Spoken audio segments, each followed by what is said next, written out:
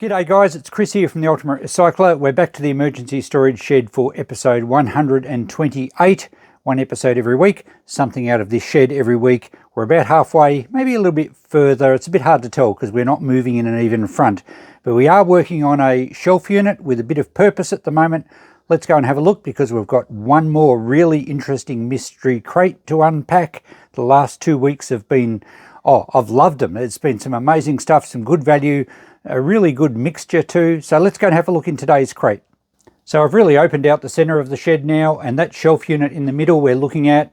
The grey milk crate up the top, or storage crate, is next. And then all we have to do on this shelf unit is a few electronics items. And I'm not sure what's in that tub. It looks like electronic stuff as well. And then we can move that shelf unit out of here. We can get to that huge pile of mystery boxes behind it, with the view of working back to these cupboards on this wall and assembling this huge mangle and making some space on that wall to put something actually useful, maybe my lathe, although it won't be set up for a long time, but I do need to get some junk out of my carport as well. I am surrounded by junk, but it's pretty cool stuff. Now, I asked I asked all of you a few episodes ago if anyone knew what that was. I think only one person, it might have been Eileen from the UK. Someone said a light shade. Well, it is. It's actually off a Victorian era cast iron street lamp from Melbourne. I have the rest of the lamp, so we will be assembling that at some stage down the track if I live long enough. But I've put it in here to protect it, and the rest of it's out in the weather, but it's cast iron. It was designed to be in the weather. All right, let's get this grey crate in and have a look. I have no idea what's in it. I have resisted the urge to peek. We have some boxes on this shelf too, which are really interesting. Some more vintage electronic stuff. And yeah, look, we'll stop snooping around and let's get to work. Now, of course, I do use the term work loosely. How could anyone not like doing this sort of stuff? And I'm just fortunate that I can make a living out of it. Well, the shop and YouTube and you know, cleaning up other people's junk and saving it, I can sell enough to make a living. So I'm pretty happy with that. Well, I remember where I got this as a really cool, if you're into vintage car parts, there's a really nice piece in here if I remember correctly. But, oh God. Car radios, more car stuff, but interesting. Let's have a look. I know a lot of you probably aren't into car stuff at all, but look, these are history. This is relics from the past. And I'm not necessarily a car enthusiast myself, but that says Volvo, a genuine Volvo mirror. But I'm it's not about what you're into, it's about saving stuff from being thrown out. I do remember where I got this from. It was an old workshop shed that had been derelict for quite a number of years. Apparently the old mechanic who used to work there had passed away and the family just locked the shed up. And by the time I got there, the place had been pillaged by collectors from all over the state, but I still managed to find some cool things. What's in here? It's very well wrapped up. Oh, okay, this isn't car at all. This is an old gramophone arm.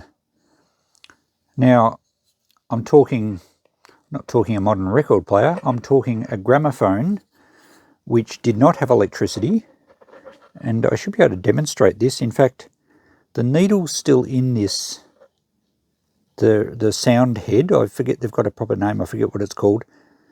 But if I I can't get the needle to bend out how it's supposed to. But if I put this end next to my microphone and rub the needle,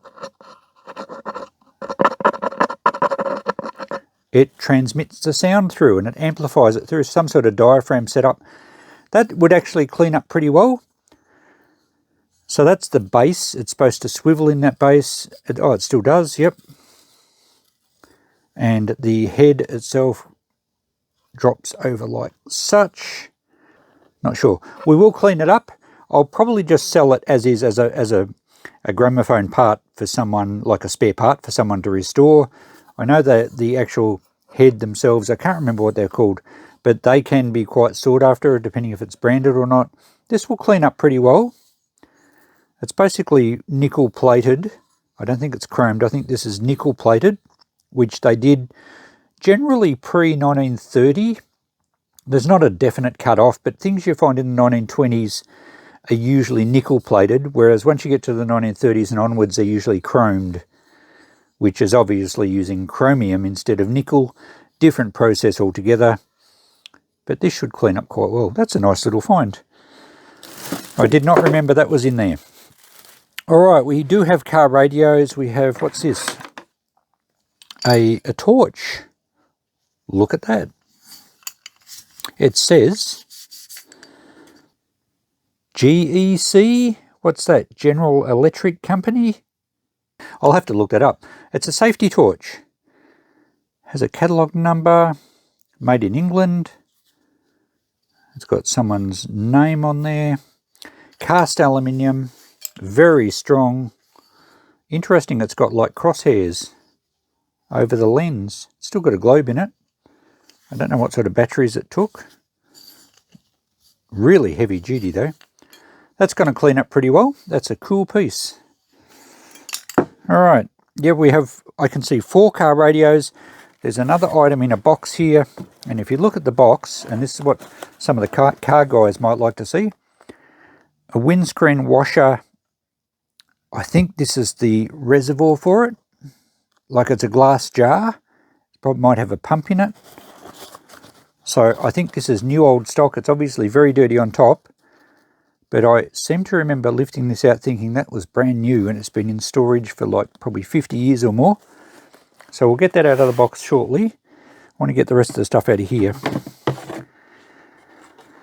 A car radio, that looks Ford. It looks distinctively it might be late 70s. It doesn't have FM, it's only AM. Usually, I think by the 1980s, they were having FM radios as well.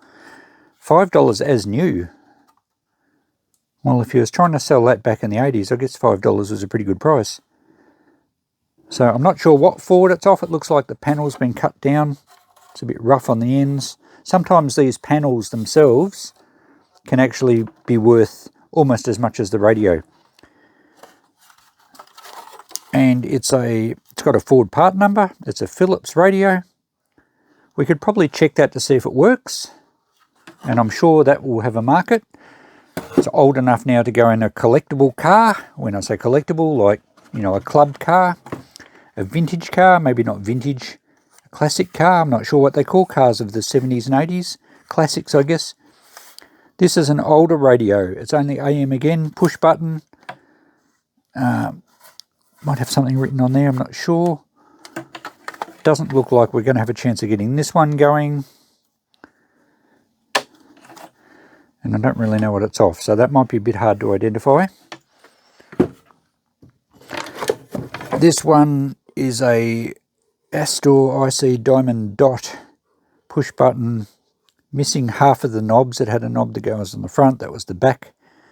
So they were like a 2-piece knob. I don't know what these suited.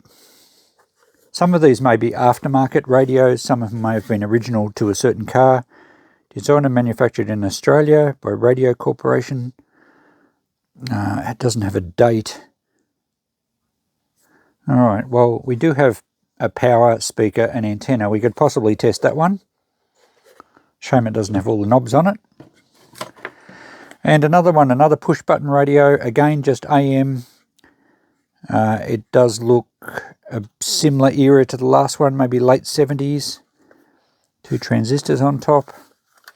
We have a notice here, it's an Air Chief. I think they made radios for Holden.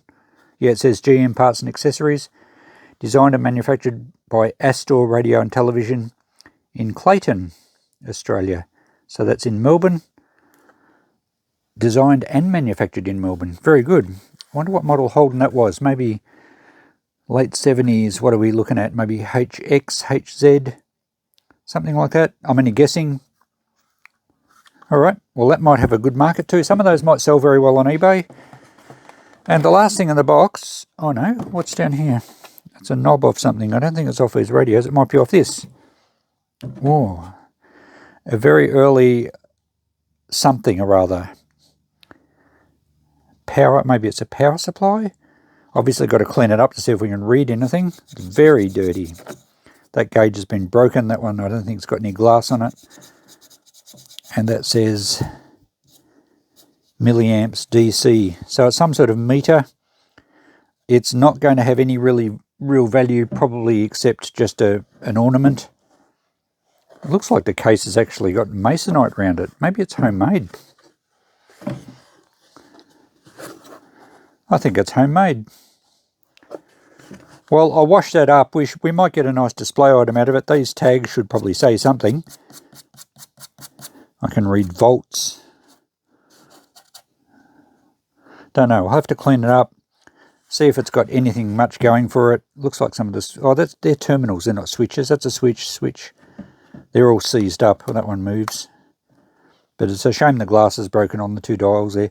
We'll clean that up. I don't think this is off. I don't know what that's off. Just a spare random knob. It's a radio knob of some sort. Okay, that is the end of our crate, is it? What's that? Oh, there's a dial. I wonder if that went off here. No? Just an aluminium plate with volts, lower and raise. Not sure what that's off. Okay, we'll have a look at this thing. There's just some electrical connections. And I think this has had rats or possums running over the top of it for a long, long time. But the box has hopefully protected the rest of it. Oh, and there we go. Look at that. Trico automatic windscreen washer for even cleaner vision. Over 30 million Trico washers sold. There you go. So it's a glass jar. I assume it's got a pump in it. Or maybe it worked off the vacuum pressure of the engine. But that's cool. So I don't think it is new old stock. Oh, look, the jar's embossed Trico as well. Trico automatic windscreen washer. So we'll definitely be cleaning this up. I don't think it is new old stock. I think it's second hand. It's been put back in the box. But what a cool piece. I don't think the box itself is much good. And a lot of rat wastage in the bottom there. I think the box, oh, it's got a label on it, but not much of one. Yeah, I don't know that that's really worth keeping. Anyway, we better clean some things up and do some checking. I have done a bit of research, and I haven't cleaned anything yet. I'm about to do that shortly. I won't have time to film it today because I know a few people commented about how nicely some things cleaned up in a recent video and how I should film it. I'll tell you what I'm going to do. That's going to be washed up purely in hot soapy water. I'm going to throw the hose out. It's all gone hard and it's no good. The mirror here, I haven't actually checked this. It is a genuine Volvo mirror. I don't know what it's off exactly as far as the model goes. I'm going to clean it up just with some scrunched up aluminium foil in the warm soapy water. The gramophone arm, I'm just going to clean up a little bit. I'm not going to go to too much trouble. I'll probably use a very fine steel wool or a scourer on the nickel plating. I think the plating, it needs replating anyway if it's going to be restored. I really just want to get the dirt off it. I don't necessarily want to see it nicely polished. Probably similar with this old aluminium torch. Just give it a bit of just so it's not dirty to hold. I don't mind if it looks old. Much the same with that box. In fact, I don't really want to get that wet because the masonite case won't like the water. I'll just have to be very careful, maybe with a toothbrush, just to really get it a bit more readable and presentable. Getting something spotlessly clean isn't really the aim. It's getting something presentable. This, though, will clean up nicely. The radios I have done a bit of checking on. I'm not going to clean them up anymore at this stage, other than maybe just the dust off the push buttons and you know, maybe clean the glasses a little bit. But I don't really need to go to too much trouble. I'm going to sell them probably on eBay. I've done a little bit of checking. They all should make reasonable money. Now, I'm not sure what I'm going to write down for the notepad. I'm going to write down $50 each, but I would expect, particularly this one, I think the Air Chief here is, I believe, from an LH Tirana or a HJ Holden, something like that. It is missing a knob, but it has the little bezel here, which is often missing. It could make a few $100s. I saw one sell for about $350 or so. So, and I'm not sure on the Diamond Dot, the Astor one, I think was an aftermarket radio, but I did see some of those, or at least some sellers asking big dollars for them. They may not be worth that. I don't know what the Ford one's worth, but I'm sure it's worth more than $5. So I'm going to write down $50 each, but I will be visiting how these go on eBay in my eBay series, my online selling series, which I haven't done an episode on for a while, but I will certainly report on those down the track. So not much cleaning there, really just a wipe over. I cleaned up the brochure that fell out of the box from this windscreen wiper jar, and it tells me there's not much left. Well, you know, it's pretty beaten up, isn't it? It's been chewed by rodents, and but we can read that it was for a model FE and FC Holden, so that's back in the 50s. But upon researching these online, apparently these are made in America, I think in the US, and I think they were used in all sorts of vehicles, in Buicks, and I saw Oldsmobiles and all sorts of other cars used pretty much the exact same thing. So I don't think it's necessarily a Holden part. Like, it's not NASCO, it's just a separate company, Trico, and they must have made these jars for quite a lot of companies. I saw, again, sellers asking some big dollars. Look, I don't think it's worth a great deal. I might write down 50 for that again. Maybe a bit higher. We'll see how it cleans up, and I might price that in the shop because I saw enough online to give me an idea that it's probably not worth auctioning, whereas the radios I think will be. These other items will come up with some prices once they're clean. Back at the bench now, and I have cleaned some things up, and I've changed my mind on a few things. I cleaned the mirror up, the Volvo mirror. It came up pretty good. I had a look online. I found one exactly the same part number. In fact, I found a few of them. And they suited Volvos from the 70s right through, I think, to the late 80s. And they're readily available. I did see some sell for about 40 or 50. I'm going to put just 20 on that because I don't have the other pair for it. But it is in good nick, so we'll get 20 for that. Someone will probably use it for something else other than a Volvo. This test meter thing cleaned up pretty well. In fact, it has another glass. I thought that glass was totally missing, but it was there, but it has pushed back a bit. This glass cleaned up well. This one, of course, is broken. I didn't put too much effort into cleaning that. I really didn't get much water on it. I kind of kept it as dry as I could, but still had to, you know, make it obviously clean. So we can read some of the tags. There's no brand on it. It possibly is homemade, and it just says like 20 volts, amps and milliamps. Amps, that's 50 amps and 5 amps, so perhaps the meters were switchable from 5 up to 50. So I guess it's just basically an ammeter and a voltmeter. You have input terminals here and on the other side. So it's a piece of vintage test equipment, possibly homemade. I'm not going to do any more than what I've done. It's presentable. The switches actually work. It's a pretty cool piece of old test equipment, and it's just a display piece, really. I'm probably going to ask about $30 for that. You know, you're not going to find another one, are you? So there we go, $30. When you put prices on things like this, how can anyone say it's not worth it, or it is, or, you know, because you can't go down the street to the next shop and compare what they're selling it for because you won't see another one. So it'll look good in the shop. I think I'll get 30 for it eventually. The gramophone arm here is, and this part's a sound box. I couldn't remember what that was called before. This is a Columbia number 9 sound box. For some reason I thought that it would fold it over or something, but that little spike there is the connection. So the needle screws in the end here. It's a little rusty, so I can't actually undo the screw, but that's where the needle goes. And the thing works, as you can hear. All the pivot points seem to work well, and this end pivots around as well. But the value is in the sound box. I saw a few of them online selling consistently for around about $50 to $60. New old stock ones were, well, sellers were asking a lot more. But I think at least it's a $50 sound box with the arm and everything cleaned up pretty good. The nickel plating is a bit patchy in places. It would need to be replated if you were going to use it. There's also a little dent in the front there, a bit of a scratch. I'm going to put $60 on that in the shop as it is, and anyone that's doing up old gramophones would probably see value there. I don't mind if it sits there for a while because I can always drop the price later. Now, moving on to this Trico automatic washer jar.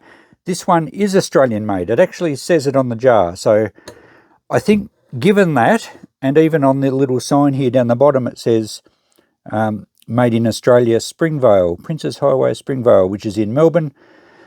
Given that's Australian made, and actually there is a chance that this was new old stock and it's just been stored in rather poor conditions because the top of the lid's quite stained, but the inside part of it looks as new. The jar itself is as new. It cleaned up magnificently, and as you can see, the works there are pretty good. There's a filter on the bottom that really looks like it's never had anything through it. The hoses I threw out, I think I mentioned that, but all these fittings are okay. It's got the little thingo on the top, and if we move that across,